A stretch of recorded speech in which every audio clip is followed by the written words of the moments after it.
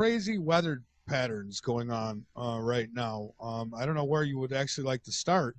Well, weather is a good place to start. I mean, that's some down-to-earth, pardon the pun, evidence of that something is definitely wrong with planet Earth. We see it in all sorts of weather phenomena, weather disasters, extreme cases of snow, heavy snow, record-breaking snow, in fact, and record-breaking cold, particularly in the South, which has never, in our memorable history, experienced such cold weather. The South has been devastated because they never have such cold, icy, snowy weather, and the roads.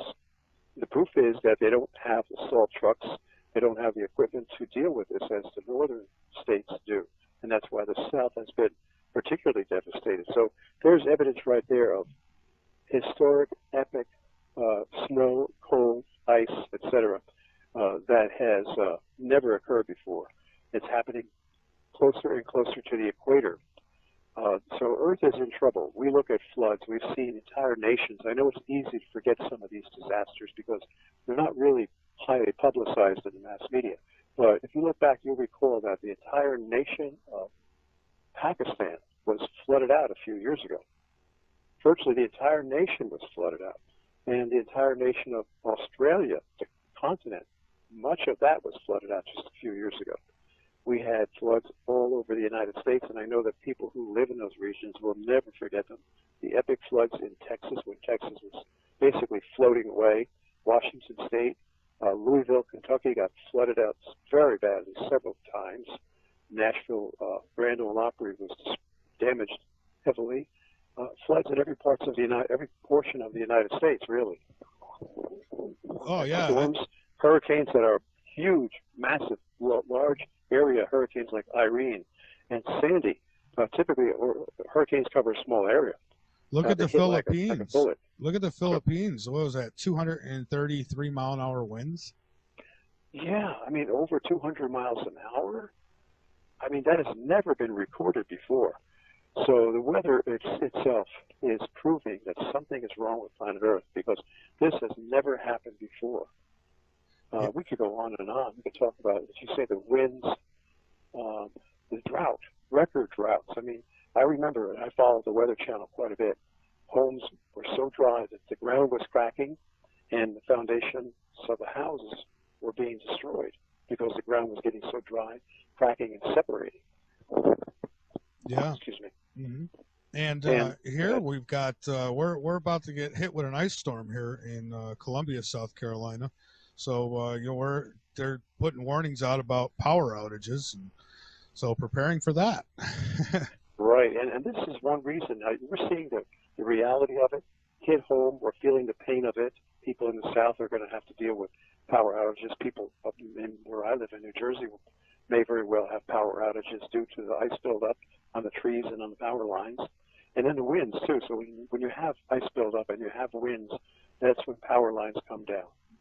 And it could be for a long period of time. In fact, the Weather Channel is warning that these power outages may last a long time. So when you feel the pain of it, it's not so easy to dismiss the threat or the reality that Earth is in trouble. It's quite easy to dismiss it when everything is going fine. But when you see the reality of the pain that's hitting us from all these weather disasters, then you begin to realize that, hey, it's time to wake up, time to get in motion, and time to prepare. That's my whole purpose, is trying to get people to prepare. I mean, why would I want to scare people just for the sake of scaring them? People watch horror movies for that reason, to be scared because they enjoy it. But that's not my purpose. That's not our purpose. We want to warn people. We care about people. Care about people protecting their lives and saving their lives. And that's why now they're beginning to realize that, yes, they have to get backup generators. They have to get solar panels. They have to start buying food, canned food. I mean, I've been stocking up, fortunately, before Fukushima's nuclear disaster in Japan, I had stocked up on sardines and salmon. And so that's non-radioactive sardines and salmon, and the dates are still good, still, within the period of freshness where they're not expiring yet. So I was lucky Same thing with, you can get cans of Vienna sausages, and I have a bunch of those in the basement too, and cans of white meat chicken. Well, that's the kind of the protein that people will need when things start going, and mainly it's the power. When the power goes, that's when the stores get cleaned out, and well, everything, our fragile infrastructure, our web-like infrastructure of computers and delivery systems, just-in-time delivery systems, becomes disabled, actually. And nothing can be delivered to the stores. I mean, I was just watching the Weather Channel today. They showed a photograph of these huge long supermarket shelves cleaned out just from this one winter storm in Atlanta, Georgia. Yeah, oh, that's what happens here, is as soon as there's any mention of a snow flurry going to be in the air, and good luck finding bread or milk on any shelf. Right, so that's why now, when there's no disaster, you've got to start buying dried. What I buy is amaranth. Amaranth is a wonderful grain from Peru, ancient grain from Peru, and that happens to be complete protein. You can get bags of dried amaranth. It's sort of like small beads, and not only amaranth, but there's dried millet and dried barley, dried lentils, dried split peas, very low cost, and those can be soaked for a period of time, and they get softened up without heat, partially softened anyway, so you can save fuel by soaking these grains and legumes in water for 12 or 15 hours. That's the kind of thing we have to start planning for. Plus sprouting seeds.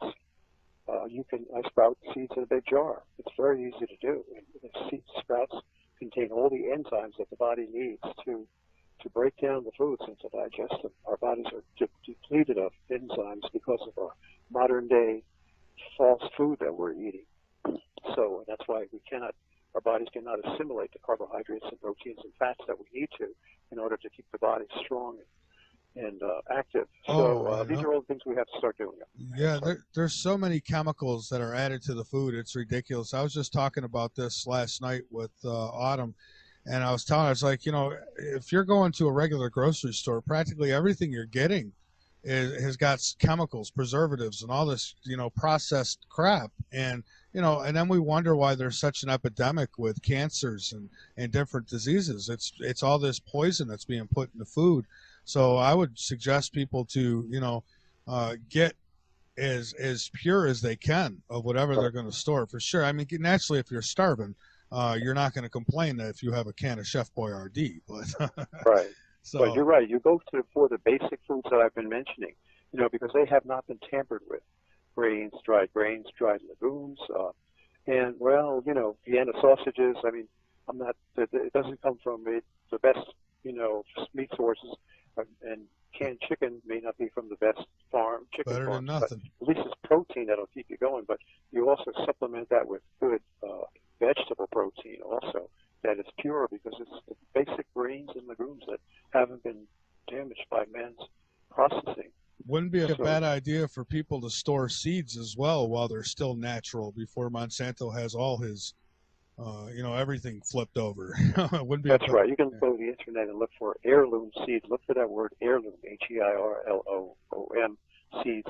Those are non-GMO, and I keep them in a refrigerator, not in a freezer. I would not freeze seeds, but keeping them sealed real well in a refrigerator is a good thing to do. So there are many things. Of course, even more important than food would be water. Mm-hmm. You cannot survive very long without water. And again, I have stored many empty bottles over the years, plastic bottles. I don't like plastic, but it's the only thing you can get, basically, and that's what you can survive on it. And you can even filter the bottled water that's been sitting in plastic bottles, like for 5, 6, 7 years that I've had, sitting in these plastic bottles stacked up. And you can pour them through a gravity filter, such as a Berkeley ceramic filter, and then pour it through a these countertop carbon filter. So, and even if you drink it out of the bottle, I mean, it's not the best, but it'll keep you alive. So water is extremely important. I would go to the recycling places and start getting bottles from them, because it would take you too long to collect bottles. There may be a disaster looming very soon, so you want to go to a recycling center and see if they'll give you a whole fill up your car, your trunk with empty plastic bottles. You know. See, and I'll save like the old milk gallons. I don't drink milk myself, but others in the home do. So, I'll save those. I'll wash them out, save them, and put water in them. That's right. It's a smart thing to do. Well, anyway, so there's a lot to talk about regarding survival. People who live in areas that many people are living in areas that will be flooded out. So think of what you can do. Get a rubber raft. Look to the craziness we're seeing on this planet and how much of it is off planet. I've been faced with that question over the past several years as to who's causing or what's causing all this crazy severe weather. Is it man or is it God? And I've come to the conclusion, if you, spiritually speaking, when you pray and you study God's, or pray God's scriptures, not just study, because man cannot understand the symbolic mysteries of the Bible.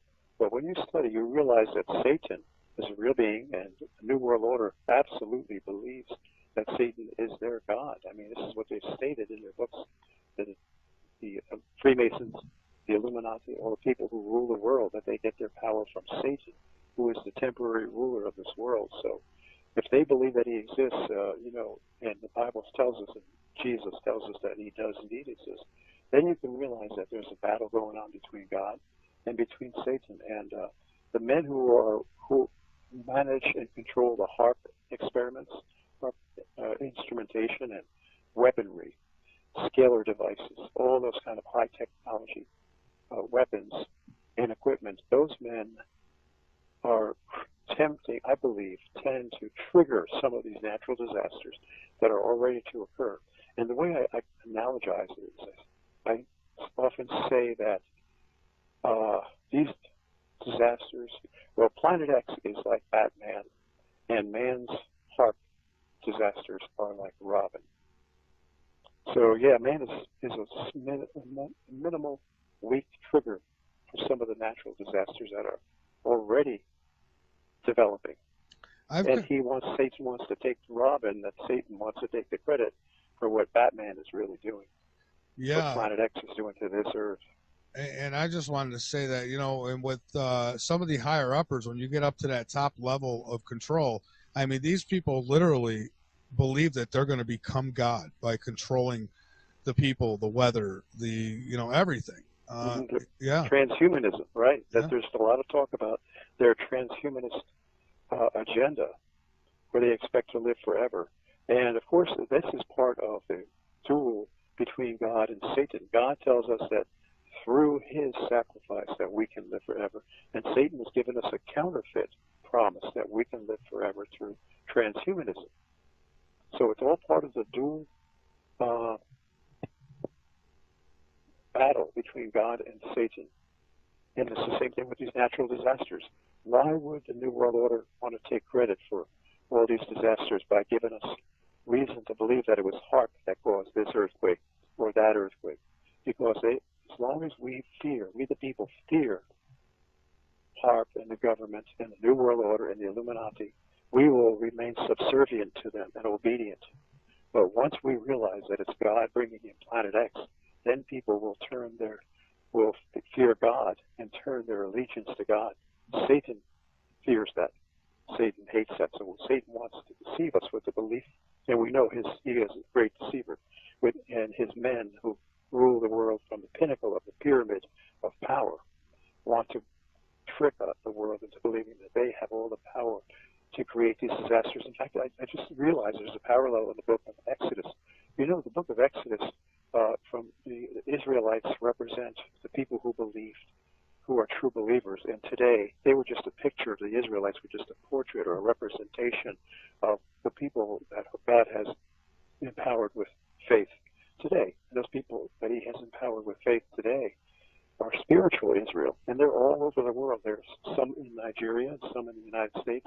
They don't happen, some of them are Jewish, but many are of all different nationalities, races, and they're a minority, actually, in each race and each nation who believe, been chosen by God to believe in God. And that's what the Israelites of ancient Egypt represented, the future spiritual believers, which are us. Well, in those days, Pharaoh represented, in the book of Exodus, Pharaoh represented Satan, who dominated and enslaved the Israelites. Well, we are similarly, parallelly, being dominated and enslaved by Pharaoh, who is the New World Order, and will become the Antichrist soon. The Antichrist will emerge. And so you see the parallels there. Pharaoh's Egypt had them enslaved, working to build a great empire, the Egyptian empire, and the same thing is happening here. They keep us so busy that we cannot worship God, be devoted to God. In the book of Exodus, God spoke to Moses and told him, tell Pharaoh that I will hammer him with one disaster after another until he lets my people go into the wilderness so that they can worship me and not him. This was God's purpose, and God is doing the same thing right now.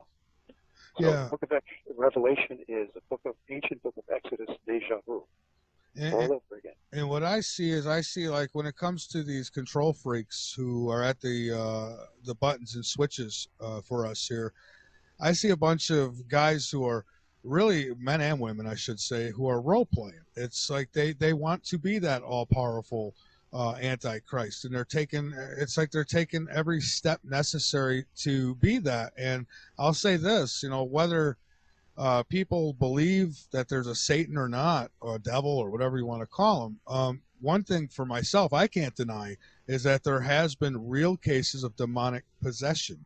And so there is an evil on the other side that is willing to take over your body, is willing to just really put people through hell, to say it lightly. I mean, I know of a couple of cases that were absolutely real. The woman wasn't nuts. She wasn't losing her mind. She wasn't on any crazy drugs. There was demonic activity in her home, and she had become possessed. And so you got to wonder, if you don't believe in a devil, you got to believe in that evil, because these things come from somewhere. Well, just look at the evil that these men are perpetrating. The men in power, it's far greater and far more sophisticated than you would think that any human being could have. And the plan that they have is so the plan for world enslavement is so multifaceted, every front: education, the monetary system, the political system, the television, the brainwashing, mind control. All of this is such a highly complex system that you could say, well, yeah, these men were brilliant. But these men, again, they openly tell you that they worship Satan as their God. This is their declaration in their landmark book, Morals and Dogma, by Albert Pike. And Albert Pike was the grand sovereign commander of the ancient and accepted Scottish rite of Freemasonry back in the 19th century. And they all follow that. And Skull and Bones Society, secret society, is an American branch of Freemasonry. So Skull and Bones is basically subservient to all of the principles and teachings of Albert Pike in his book, Morals and Dogma. In that book, they state, we worship Satan as God. They call him Lucifer, but that's a nice name for Satan, which means the adversary in Hebrew. Yeah. Well, we know they exist, and if there's a Satan, then there's a God too. We could go on and on with the theology, but that's all related to Planet X. I'm quite sure. For example, the comets that cause we could get into the physics of what a comet does and how it caused these natural disasters on Earth. That's recorded in the book of Exodus, and we could see that the comets were actually stated in the Bible as being angels of God. That's kind of hard to understand, but there's a supernatural transformation there where an angel actually becomes a comet or Planet X. And the physical effects are the electrical discharge. The comets are engulfed in plasma. This plasma is nothing more than hydrogen ions, positive, electrically positive charged hydrogen ions, which encircle the entire vast outer sphere of our solar system. And when these comets come in from deep space, they become saturated with this plasma as they enter into that big plasma bubble. And it's a electrically sticky bubble, just like a bee. Imagine a bee flying into a huge bubblegum bubble. Yeah. The bee is going to pick up all that, be engulfed with bubblegum and pull a long bubblegum tail behind it. And as the bee flies deeper and deeper toward the center of that huge bubble, what's happening is that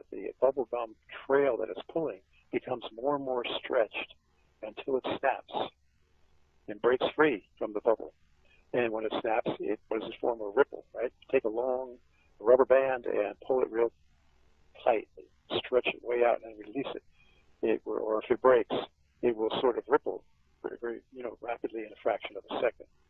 Well, that's an analogy that pretty closely defines what happens to these electrified plasma saturated comets as they pass into our solar system.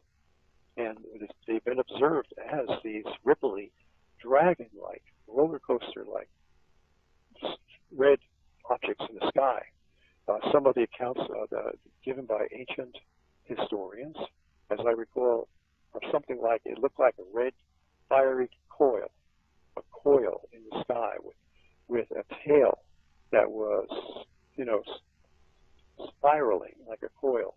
And the Chinese cultures from ancient Chinese cultures recorded it as a serpent in the sky. And when you see the Chinese Chinese New Year's every year, they do the dragon dance. That dragon dance is a legend, actually a saga in choreography, in dance choreography, telling the story of what the ancient Chinese civilizations witnessed when this comet came in. The dragon is a long tunnel-like fabric that men get into, and they follow in a long trail in a single file behind one another, and they pop up and down to represent a pictorial display of a roller coaster-like spiraling, dragon in the sky. So there you have history or legends being recited or being delivered in a dance-type choreography. It's amazing. The Thunderbird, for example, the Thunderbird of the American Indians in the Southwest was actually a representation of a comets that came in. This was all the same events when Earth underwent great disasters. These comets are, again, plasma-drenched objects. When they get close to the sun, they begin to stimulate the sun electrically because they're positively charged, and the sun's space charge surrounding the sun is primarily electrons negatively charged. So the negative and positive begin to interact and attract one another. The sun begins to discharge, and when it does, it flares, and when the sun flares, it blows out these huge solar winds, which shoot out in waves in all directions, striking the comet, the incoming comet, causing the plasma saturated the coma of the comet to stretch out laterally so that you have what looks like a winged globe. And this winged globe has been described in so many ancient cultures. The Hittites, the Babylonians, they all talk about this winged globe. And I even have a doc in Zechariah Sitchin's landmark book, The 12th Planet. Now, let me ask you this. Could it be, when they talk about this winged planet, I mean, could it possibly have been some huge ship that came, and that's why they claim that Anunnaki? I'm just asking. I don't know. No, actually, the winged globe, I can show you proof that it is a natural phenomenon of electricity and magnetism.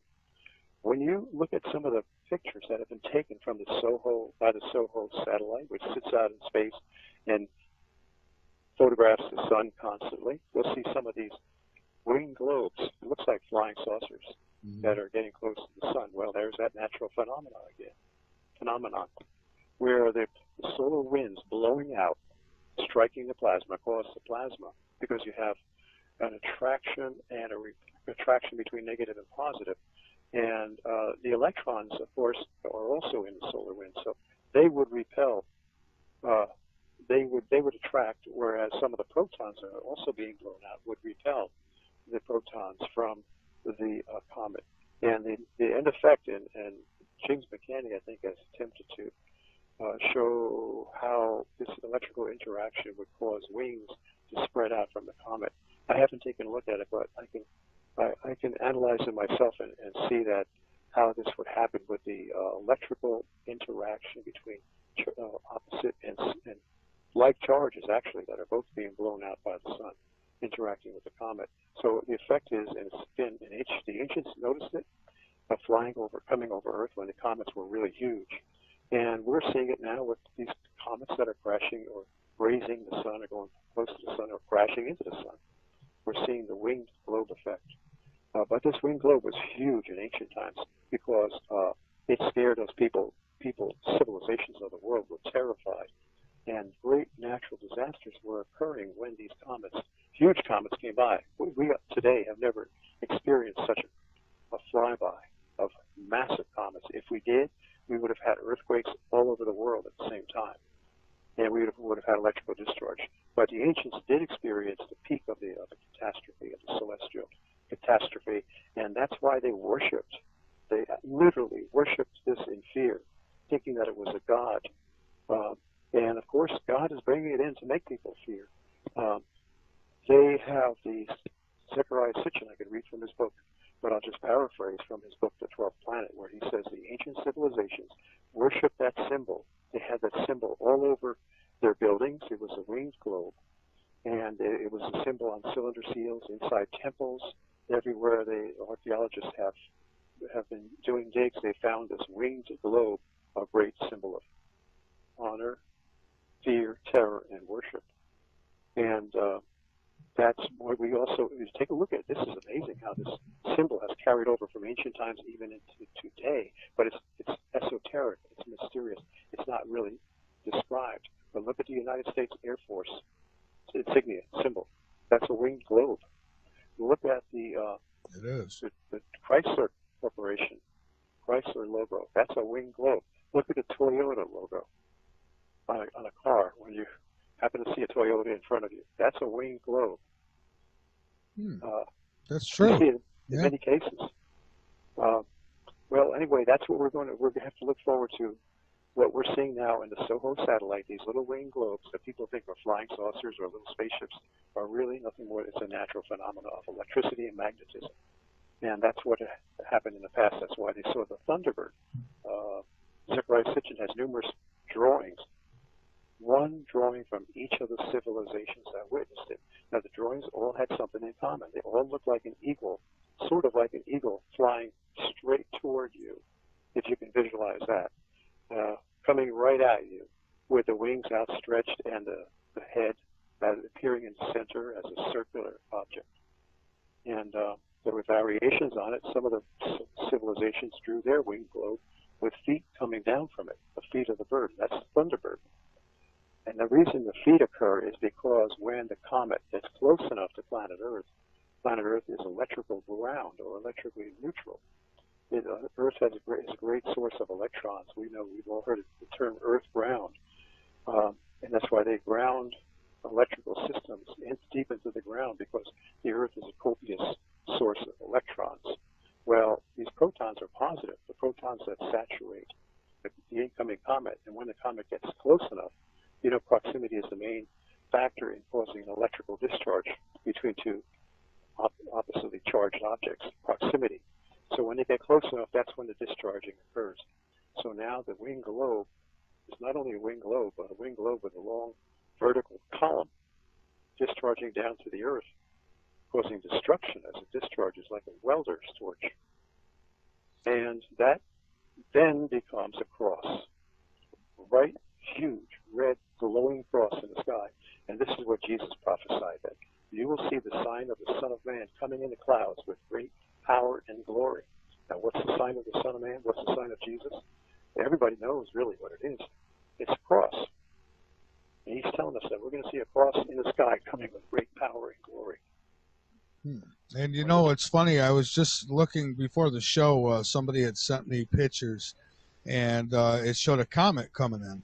And the comet, they actually outlined it, and it was shaped like a cross. Yeah, I mean, it's going to be a winged globe for sure. As it gets closer to the sun, the wings, the outstretched arms of the Savior on the cross, or the wings on that globe, will become more and more prominent as it gets closer to the sun, because you have it. Again, proximity is the most important factor in electrical interaction between opposite charges and between like charges. So that's why the wings spread out more and more. Incidentally, if you go to the book of Exodus, this is really amazing. In the book of Exodus, God tells Moses that I'm going to send a destroyer over tonight, passing over. That's how the term Passover came about. I'm going to send a destroyer, and he will pass over you and not destroy you, yet he will destroy those in Egypt who You're fail to take the warning. you're a little low, John. If you can, I don't know if you. There you okay. are. There you Did are. you check your volume? Because I seem to be shouting into the phone. I hope you set your volume okay. Oh yeah, actually I have. I've actually got it turned up a bit Oh, because I don't know okay. if you might be moving the phone just away from your mouth a little bit. I don't know, but you sound good Okay. now. Thanks for telling me.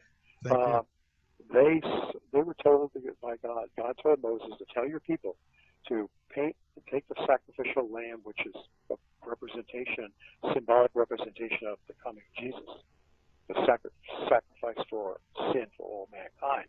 Take that sacrificial lamb, kill the lamb, take the blood from the lamb, and this is for the ancient Israelites now. This is a Jewish holiday, not just Jewish, but Israelite holiday. And take the blood from the lamb and stroke it on the doors of your houses, of the Israelites' slaves' houses. Put one stroke of blood across the left side of the door, another stroke of blood across the right side of the door, and another stroke of blood on top of the door. And that symbolizes the wings, the two side wings, and the head of the globe. And when that destroyer passes over, God told Moses, your house will be protected. This destroyer will pass over you without damaging you. And God told Moses that this shall be a holiday or memorial for your people forevermore. Tell this to generation after generation. That's why we have the Passover every April. Well, anyway, getting back to the science behind it, the U.S. government acknowledged discovering this huge planet, and this was an article in the New York Times. I'm not going to go into it, except maybe to read a few brief passages. But think about this. 31 years ago, there's an article from the New York Times, January 30th, 1983. The title was Clues Get Warm in the Search for Planet X by John Noble Wilford. And I'll just read the first paragraph. Okay. Something out there beyond the farthest reaches of the known solar system seems to be tugging at Uranus and Neptune. Some gravitational force keeps perturbing the two giant planets, causing irregularities in their orbits. The force suggests a presence far away and unseen, a large object that may be the long-sought Planet X. So they're saying that it's been sought for a long time. And I'll abbreviate the article by saying that the reason it was sought for a long time was that ever since the early 1800s, even the astronomers then, like 200 years ago, noticed that the outer planets Uranus and Neptune had perturbations in their orbital travel. That is, a little jog or dip or excursion out of their normal orbit that was irregular. There was no reason why that would happen in terms of the physics of motion, except that some gravitational body was out there, and in that particular place beyond their orbit, whenever that planet went around, made a huge circle around the sun in its revolution, it would be pulled out of its orbit by the rather close proximity of this huge body. And then it would return, after it passed by this huge body, it would return back to its normal orbital path. So the orbit then would be perturbed or stretched out a little bit at one particular point in irregularity in its circular motion. Okay, am I speaking loud enough? I hope so. Oh yeah, you're doing okay. fine. And this is how they knew, going back 200 years, the 1830s, they noticed this. So that's why the article says this has been long sought Planet X. They didn't see it, but they saw its gravitational effects, and they figured this thing must be huge, must be so great, because, you know, the larger a body, the stronger its gravitational pull. And this object must have been way, way out there, but yet, even though it was a great distance out, like a magnet, you know, like a powerful magnet, you can move it far away from a ball bearing. But if the magnet is strong enough, it'll cause that ball bearing to roll toward the magnet. So if the stronger the magnet, or the larger the gravitational body, the greater its ability to attract another object at a great distance away. So that's what they knew. They knew this thing was huge, and they even began to look for it in the early 1900s, 1910. A famous astronomer named Percival Lowell constructed the Lowell Observatory in Arizona, and just to look, dedicated solely to look for Planet X. And that's how the name Planet X came about. It was given to it by the famous astronomer Percival Lowell in the early 1900s. And then the government, NASA, began looking for it. They had a secret document titled The Search for Planet X. This was in the late 70s. And is there a way, not to interrupt, but I'm curious, is there a way to get one's hands on that document still today? I think that's on the internet. I know James McCanney mentioned that NASA has an internal document. Of course, it's supposed to be secret, but somehow it got on the internet. And I have James McCanney on tape for going back 12 years or so, where he mentioned on a radio show that, yeah, the government NASA has an internal document titled The Search for Planet X. And so they know it exists. Don't let them tell you that it doesn't, because they're lying. They've been searching for it themselves secretly. They sent up and this is well known too, I bet the New York Times article, where they sent up the Pioneer 10 and 11 space probes. I've had the article right in front of me, but for the sake of saving time, I mean, these are actual photocopies of the New York Times articles that I'm reading to you. So if anybody wants to see the proof that I'm paraphrasing, it's right back. I can send you pictures, clear pictures of the actual New York Times article, 1982, 1983. The 1982 New York Times stated that they sent up the Pioneer 10 and 11 space probe. The Pioneer 10 is really the one that they were looking at. And that was designed to go close to where they had calculated this object Planet X was located, close to it, hoping that when it got close enough that this Pioneer 10 space probe would be gravitationally pulled off of its trajectory as it passed the point where they calculated this Planet X was located. If it was pulled off its trajectory, that would prove that this huge gravitational body was there pulling the Pioneer 10 space probe off its trajectory. And sure enough, it did. I cannot find, or I haven't really searched out the proof that it actually was pulled off of its trajectory, but all the researchers tell us that it was, and they were satisfied with it. And in fact, I think now that I realize there is proof in the fact that NASA sent up more space telescopes to further verify what the Pioneer 10 had already verified, that indeed its trajectory had been pulled slightly, deviated slightly by the gravitational pull of Planet X. And the following year, after 1982, 79 was the year. 1979 was the year they sent up the Pioneer 10 space probe. It took a few years to get way, way out there beyond Pluto, and where Planet X was located, and get pulled off of its trajectory. And in 1983, they sent up the infrared astronomical satellite. That's what this New York Times article is talking about. It focuses on the infrared astronomical satellite. In fact, this January 1983 New York Times article that I'm holding in my hand has a picture of the infrared astronomical satellite. It says U.S., as I'm reading here, U.S. and Dutch technicians are preparing the infrared astronomical satellite before its launch last week. This is from United Press International. And last week was the week before the article was written, which was January 30th. So it was launched in January of 1983. Then it went up and it did all of this infrared telescope orbited around the pole, the south pole of planet Earth, way, way up above the clouds where there was no obstacles, no obstruction to its view. And it was infrared specifically because this object, being a brown dwarf, what they believe to be a brown dwarf star, does not emit visible light. It emits only infrared light. It's a slow, smoldering brown dwarf star, a star that not a baby star. It didn't quite get big enough to light up like and ignite like our sun. It's a huge adult star, but this is a baby star. And those brown dwarf stars are quite common in the universe.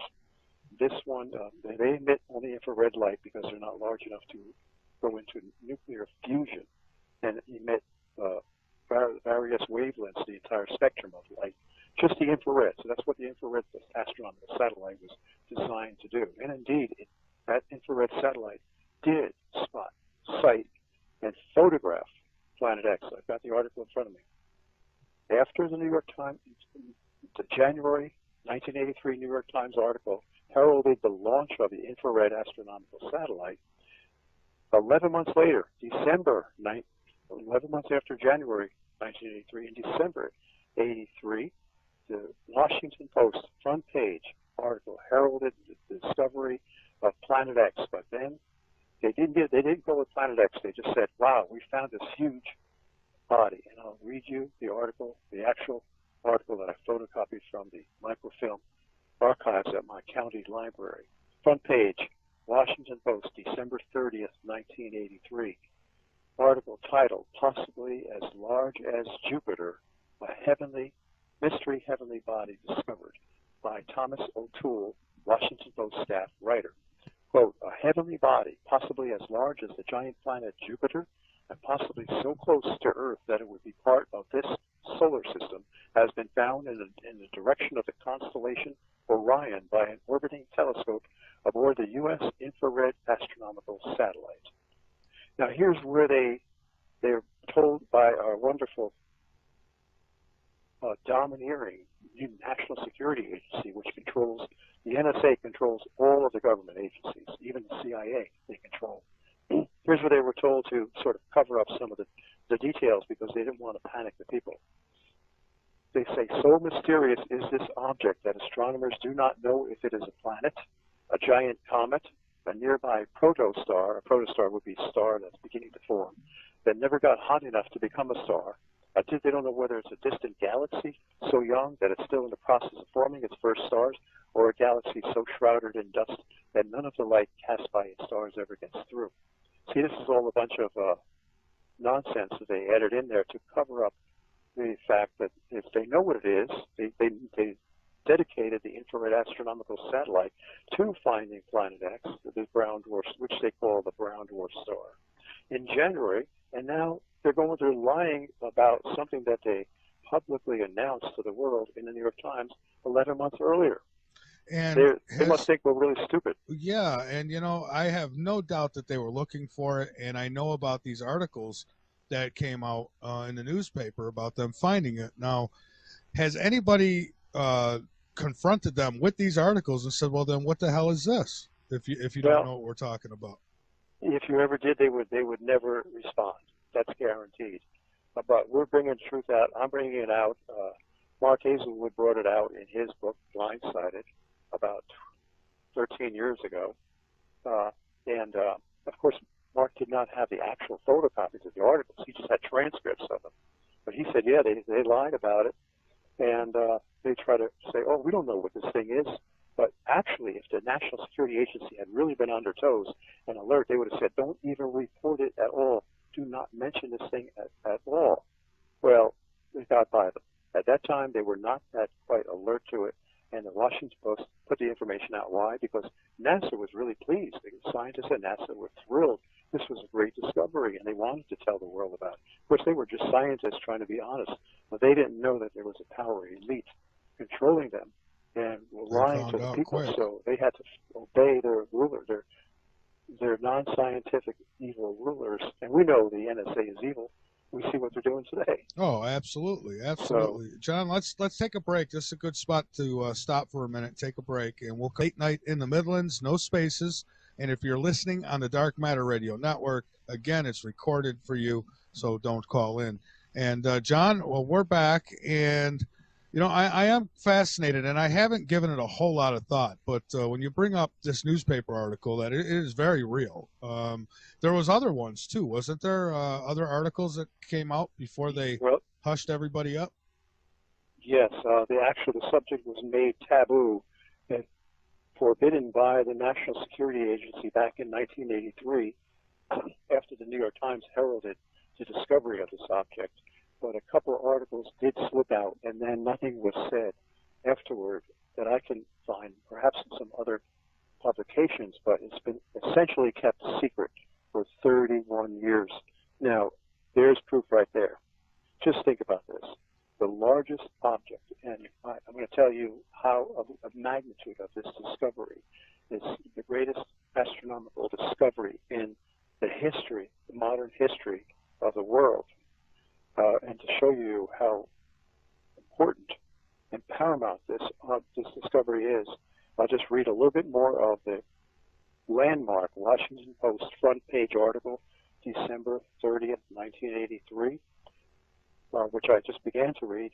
And it goes on to say that, quote, the most fascinating explanation of this mystery body, which is so cold that it casts no light, and that's why they need an infrared telescope, so cold that it casts no light, the explanation of what it is has never been seen by optical telescopes on Earth or in space. Their most, I'm cutting in with my own commentary here, is that the explanation is that it is a giant gaseous planet. This is all quotes from the article. A giant gaseous planet as large as Jupiter and as close to Earth as 50 billion miles. While that may seem like a great distance in earthbound terms, it is a stone's throw in cosmological terms. So close, in fact, that it would be the nearest heavenly body to Earth beyond the outermost planet, Pluto. If it is really that close, it would be a part of our solar system, said Dr. James Houck, H-O-U-C-K, of Cornell University Center for Radiophysics. So they're saying this object is so close that it's actually considered to be a part of our solar system. Now here you have an object. We know that Jupiter is the giant of our solar system by a large degree. And yet this object is a brown dwarf star, which is defined as being, brown dwarf stars are larger than Jupiter. Yeah, so and this object would have to be, it's so close it would have to be a member of our solar system. That's how important, astronomically important, this object is. And why so cold? Now, what is the mass? What is the magnitude of the gravitational pull of our sun? It's tremendous. It's hard to even visualize how great the gravitational pull of our sun is. But I'll tell you what the mass is estimated as: nearly 1/3 of a million Earths. That's the mass of our sun. Not that our sun is as dense as our Earth, but it is so large that its total mass throughout its entire huge volume, its total mass is equal to the mass of 1/3 of a million Earths. So you can imagine with a mass that great as our sun has, the sun would be a tremendous gravitational magnet, so to speak, pulling objects around it. And the reason it doesn't pull Mercury into it, Mercury doesn't crash into the sun, the reason that Venus doesn't crash into the sun, and the reason Earth and all the other planets do not crash into the sun is that there's a counterbalancing force, a centrifugal, the word fugal being derived from the word fugitive or fleeing from the center force, centrifugal force, which we experience that centrifugal force when we make a left turn in our cars. We tend to slide to the right, or when we make a right turn, we tend to slide to the left. Well, that's the centrifugal force that counteracts the centripetal or center-seeking force, center-pulling force that the sun exerts on the planet. So when those two forces, the centripetal force on the orbiting planet is counterbalanced by the centrifugal force of that orbiting planet, then the planet remains at a fixed distance orbiting the sun. Otherwise, it will get pulled in. But take an object that happens to be passing by or being pulled in by the sun. It's not on a circular orbit. It's on maybe an elliptical orbit, which is pretty much approximates a straight line in some sections because it's such a long stretched elliptical orbit.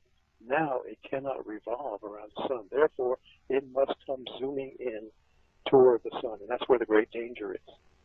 It's like you have these, if you were to have runners on a track, Olympic runners, and you had a series of concentric tracks, one track within another, where all the runners are on their own track and they are safely passing one another without colliding into one another, because each one has a separate orbital track, just like our planets have their separate orbital paths. However, imagine an intruder, a bystander, who would come running through the tracks, racing toward the center of those tracks. He could be a great danger to the other runners, colliding with them, knocking them over. Well, in this case, the planets are so far apart that it's unlikely that there will be a collision. However, as this object passes by, even though it doesn't hit Earth, its gravitational and magnetic forces are so strong that those gravitational magnetic forces pull and massage the crustal skin of planet Earth on which we live, and pull and massage the underlying flesh, so to speak, of planet Earth, which is the magma mantle beneath the Earth.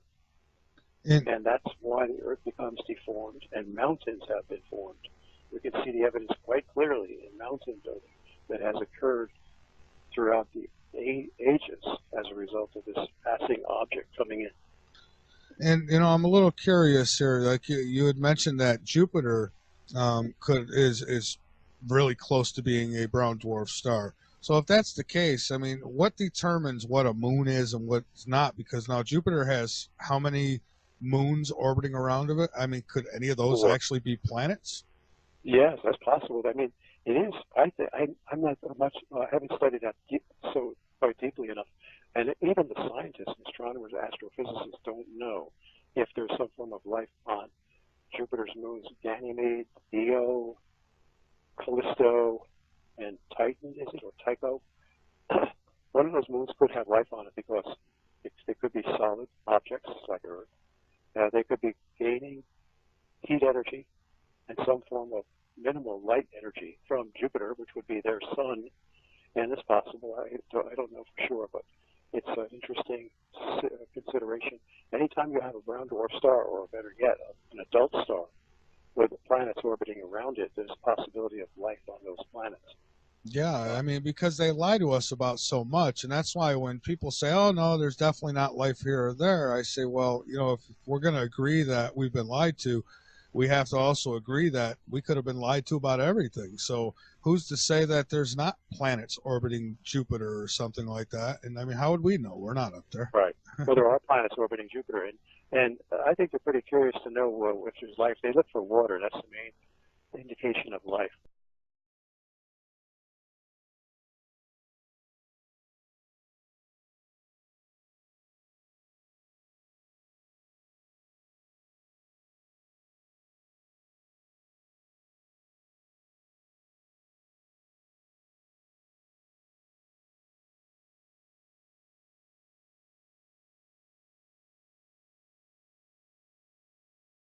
These crazy weather patterns going on right now. I don't know where you would actually like to start. Well, weather is a good place to start. I mean, that's some down-to-earth, pardon the pun, evidence of that something is definitely wrong with planet Earth. We see it in all sorts of weather phenomena, weather disasters, extreme cases of snow, heavy snow, record-breaking snow, in fact, and record-breaking cold, particularly in the South, which has never, in our memorable history, experienced such cold weather. The South has been devastated because they never have such cold, icy, snowy weather, and the roads. The proof is that they don't have the salt trucks. They don't have the equipment to deal with this as the northern states do, and that's why the South has been particularly devastated. So there's evidence right there of historic, epic snow, cold, ice, etc. That has never occurred before. It's happening closer and closer to the equator. So Earth is in trouble. We look at floods. We've seen entire nations. I know it's easy to forget some of these disasters because they're not really highly publicized in the mass media. But if you look back, you'll recall that the entire nation of Pakistan was flooded out a few years ago. Virtually the entire nation was flooded out. And the entire nation of Australia, the continent, much of that was flooded out just a few years ago. We had floods all over the United States, and I know that people who live in those regions will never forget them. The epic floods in Texas, when Texas was basically floating away. Washington State, Louisville, Kentucky got flooded out very badly several times. Nashville, Grand Ole Opry was damaged heavily. Floods in every portion of the United States, really. Oh yeah. Storms, hurricanes that are huge, massive, large area hurricanes like Irene and Sandy. Typically, hurricanes cover a small area. Look at the Philippines. Like a bullet. Look at the Philippines. What was that? 233 mile an hour winds. Yeah, I mean over 200 miles an hour. I mean that has never been recorded before. So the weather itself is proving that something is wrong with planet Earth because this has never happened before. We could go on and on. We could talk about, as you say, the winds, the drought, record droughts. I mean, I remember, and I followed the Weather Channel quite a bit, homes were so dry that the ground was cracking and the foundations of the houses were being destroyed because the ground was getting so dry, cracking and separating. Yeah. Excuse me. Mm-hmm. And here we've got we're about to get hit with an ice storm here in Columbia, South Carolina. So they're putting warnings out about power outages, and so preparing for that. Right, and this is one reason we're seeing the reality of it hit home. We're feeling the pain of it. People in the South are going to have to deal with power outages. People up in where I live in New Jersey may very well have power outages due to the ice buildup on the trees and on the power lines. And then the winds, too. So when you have ice buildup and you have winds, that's when power lines come down. And it could be for a long period of time. In fact, the Weather Channel is warning that these power outages may last a long time. So when you feel the pain of it, it's not so easy to dismiss the threat or the reality that Earth is in trouble. It's quite easy to dismiss it when everything is going fine. But when you see the reality of the pain that's hitting us from all these weather disasters, then you begin to realize that, hey, it's time to wake up, time to get in motion, and time to prepare. That's my whole purpose, is trying to get people to prepare. I mean, why would I want to scare people just for the sake of scaring them? People watch horror movies for that reason, to be scared because they enjoy it. But that's not my purpose. That's not our purpose. We want to warn people. We care about people. Care about people protecting their lives and saving their lives, and that's why. Now they're beginning to realize that, yes, they have to get backup generators. They have to get solar panels. They have to start buying food, canned food. I mean, I've been stocking up, fortunately, before Fukushima's nuclear disaster in Japan, I had stocked up on sardines and salmon. And so that's non-radioactive sardines and salmon, and the dates are still good. Yeah. Still, within the period of freshness where they're not expiring yet. So I was lucky. Same thing with, you can get cans of Vienna sausages, and I have a bunch of those in the basement too, and cans of white meat chicken. Well, that's the kind of the protein that people will need when things start going, and mainly it's the power. When the power goes, that's when the stores get cleaned out, and everything, our fragile infrastructure, our web-like infrastructure of computers and delivery systems, just-in-time delivery systems, becomes disabled, actually.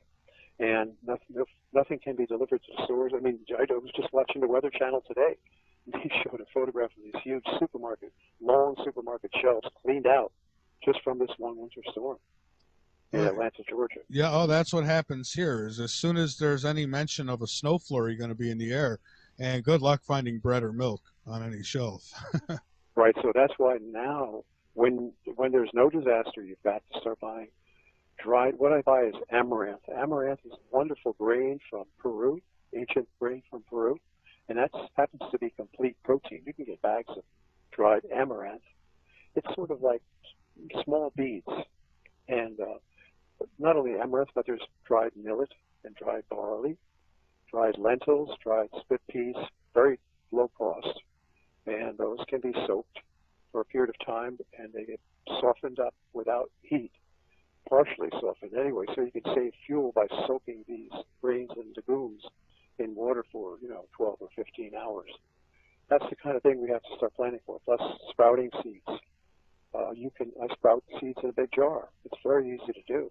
The seed sprouts contain all the enzymes that the body needs to break down the foods and to digest them. Our bodies are depleted of enzymes because of our modern day false food that we're eating. So that's why our bodies cannot assimilate the carbohydrates and proteins and fats that we need to in order to keep the body strong and active. So these are all the things we have to start doing.